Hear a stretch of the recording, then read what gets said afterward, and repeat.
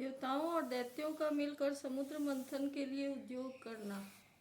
श्री सुखदेव जी कहते हैं, परीक्षित, जब देवताओं ने सर्वशक्तिमान भगवान श्री हरि की इस प्रकार स्तुति की, तब वे उनके बीच में ही प्रकट हो गए।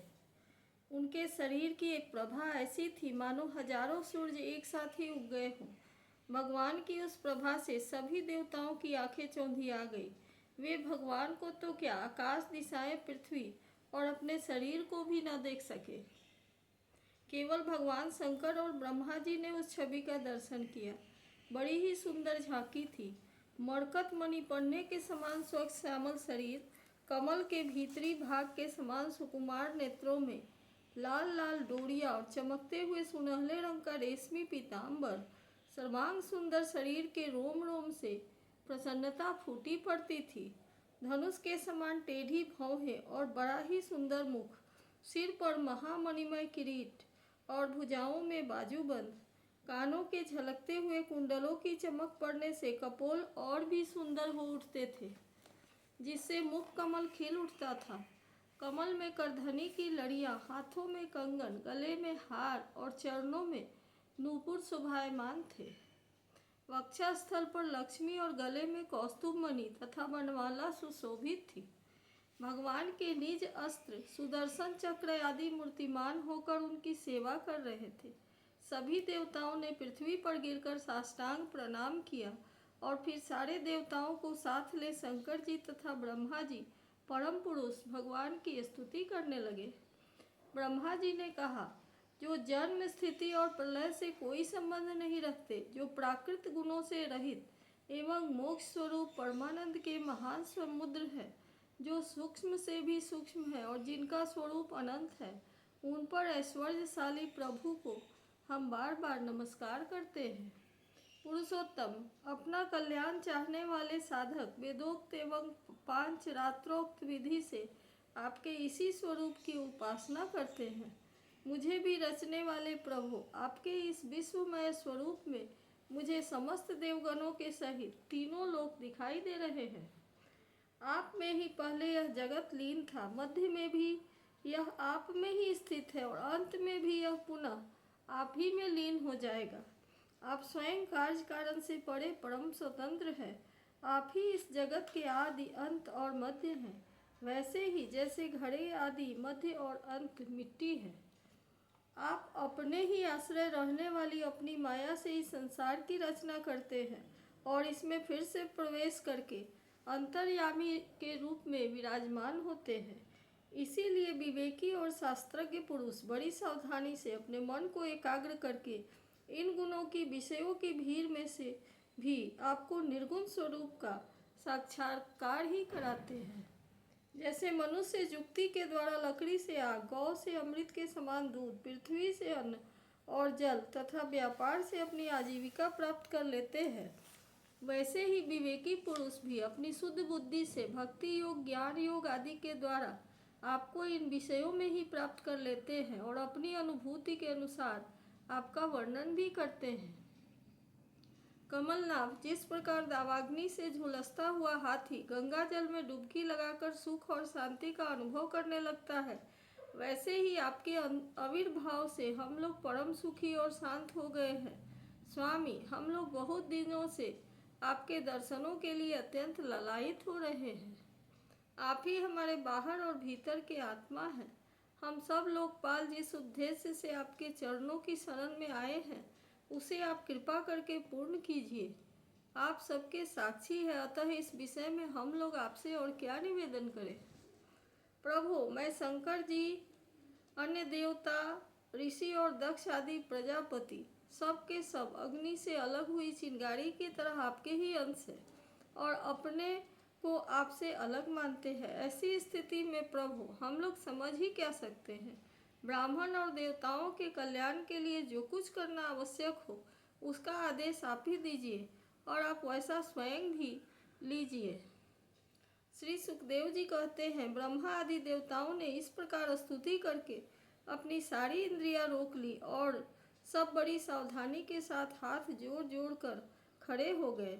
उनकी स्तुति सुनकर और उसी प्रकार उनके हृदय की बात जानकर भगवान मेघ के समान गंभीर वाणी में बोले, परीक्षित, समस्त देवताओं के तथा जगत के एकमात्र स्वामी भगवान अकेले ही उनका सब कार्य करने में समर्थ थे। फिर भी समुद्र मंथन आदि लीलाओं के द्वारा विहार करने की इच्छा से वे देवताओं को संबोधित करके इस प्रकार कहने लगे। श्री भगवान ने कहा, ब्रह्मा, शंकर और देवताओं, तुम लोग सावधान होकर मेरी सलाह सुनो। तुम्हारे कल्याण का यही उपाय है। इस समय असुरों पर काल की कृपा है, इसीलिए जब तक तुम्हारे अभ्युदय और उन्नति का समय नहीं आता तब तक तुम दैत्य और दानवों के पास जाकर उनसे संधि कर लो। देवताओं, कोई बड़ा कार्य करना हो तो शत्रुओं से भी मेल मिलाप कर लेना चाहिए। यह बात अवश्य है कि काम बन जाने पर उनके साथ सांप और चूहे वाला बर्ताव कर सकते हैं। सांप और चूहे वाला बर्ताव मतलब किसी मदारी के पिटारे में सांप तो पहले ही से था, संयोगवश उसमें एक चूहा भी आ घुसा। चूहे के भयभीत होने पर सांप ने उसे प्रेम से समझाया कि तुम पिटारी में छेद कर दो, फिर हम दोनों भाग निकलेंगे। पहले तो सांप की इस बात पर चूहे को विश्वास नहीं हुआ, किंतु पीछे उसने पिटारी में छेद कर दिया। इस प्रकार काम बन जाने पर सांप चूहे को निगल गया और पिटारी से निकल गया। तुम लोग भी बिना विलंब के अमृत निकालने का प्रयत्न करो। उसे पी लेने पर मरने वाला प्राणी भी अमर हो जाता है। पहले क्षीर सागर में सब प्रकार के घास, तिनके, लताएं और औषधियाँ डाल दो। फिर तुम लोग मंदराचल की मथानी और वासुकी नाग की नेति बनाकर मेरी सहायता से समुद्र का मंथन करो। सब आलस्य और प्रमाद का समय नहीं है। देवताओं, विश्वास रखो, दैत्यों को तो मिलेगा केवल श्रम और क्लेश, परंतु फल मिलेगा तुम ही लोगों को। देवताओं, असुर लोग तुमसे जो जो चाहे सब स्वीकार कर लो।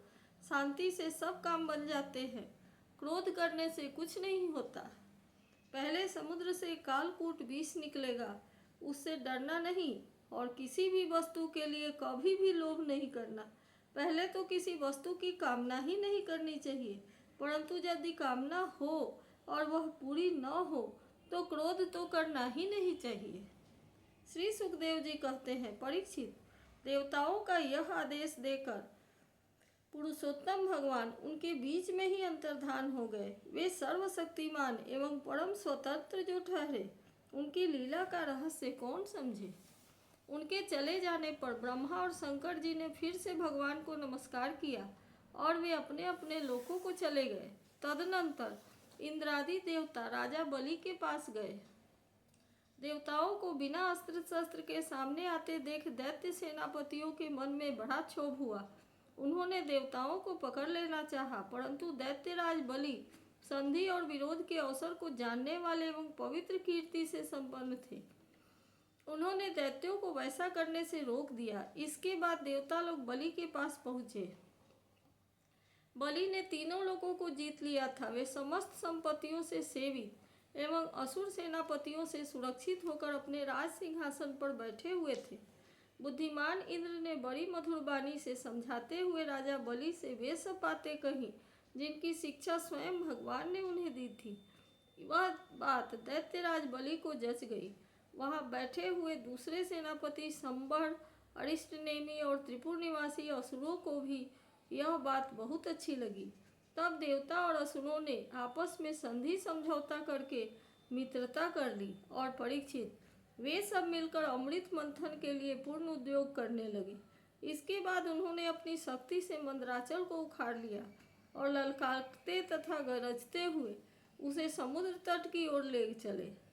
उनकी भुजाएं परीख के समान थी, शरीर में शक्ति थी और अपने अपने बल का घमंड तो था ही, परंतु एक तो वह मंदर पर्वत ही बहुत भारी था और उसे ले जाना भी बहुत दूर था। इससे इंद्र, बलि आदि सब के सब हार गए। जब ये किसी प्रकार भी मंदराचल को आगे न ले जा सके तब विवश होकर उन्होंने उसे रास्ते में ही पटक दिया। वह सोने का पर्वत मंदराचल बड़ा भारी था। गिरते समय उसने बहुत से देवता और दानवों को चकनाचूर कर डाला। उन देवता और असुरों के हाथ, कमर और कंधे टूट ही गए थे। मन भी टूट गया था। उनका उत्साह भंग हुआ देख गरुड़ पर चढ़े हुए भगवान सस्ता वहीं प्रकट हुए। उन्होंने देखा कि देवता और असुर पर्वत के गिरने से पिस गए हैं, अतः उन्होंने अपनी अमृतमय दृष्टि से देवताओं को इस प्रकार जीवित कर दिया मानो उनके शरीर में बिल्कुल चोट ही न लगी हो। इसके बाद उन्होंने खेल ही खेल में एक हाथ से उस पर्वत को उठाकर गरुड़ पर रख लिया और स्वयं भी सवार हो गए। फिर देवता और असुरों के साथ उन्होंने समुद्र तट की यात्रा की। पक्षीराज गरुड़ ने समुद्र के तट पर पर्वत को उतार दिया। फिर भगवान के विदा करने पर गरुड़ जी वहां से चले गए। इति श्रीमद्भागवत महापुराणे पारमहंस्यां संहितायां षष्ठोऽध्यायः।